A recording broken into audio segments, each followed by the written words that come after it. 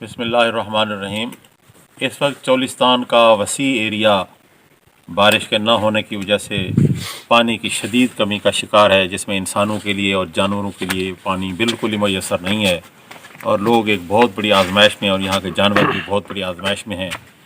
तो कल इस आजमाइश के हवाले से अल्लाह से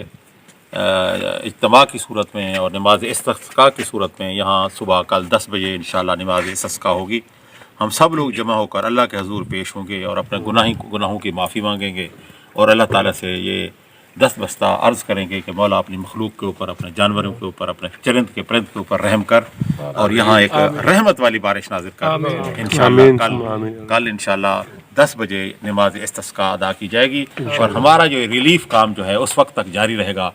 जब तक मेरा अल्लाह इसके ऊपर करम करके बारिश नाज़िल नहीं कर देता। हम दुआ भी मांगते रहेंगे और इंशाअल्लाह यहाँ के लोगों को रिलीफ के लिए ये सारे जो काम रिलीफ के हैं अल खिदमत के हवाले से जो पाकिस्तान की एक बहुत ही आला तंजीम है, खिदमत के हवाले से जमात इस्लामी की सरपरस्ती चल रही है। हम उनके मशकूर और ममनून हैं कि ये रिलीफ कैंप उन्होंने बनाया हुआ है, लोगों को पानी मिल रहा है, राशन इंशाल्लाह शुरू हो जाएगा, जानवरों का राशन शुरू हो जाएगा।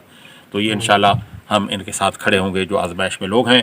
खड़े होकर अल्लाह से भी दुआ करें कि मौला हमारे ऊपर करम कर, हमारे गुनाह माफ़ फरमा और हमारे ऊपर रहमत वाली बारिश।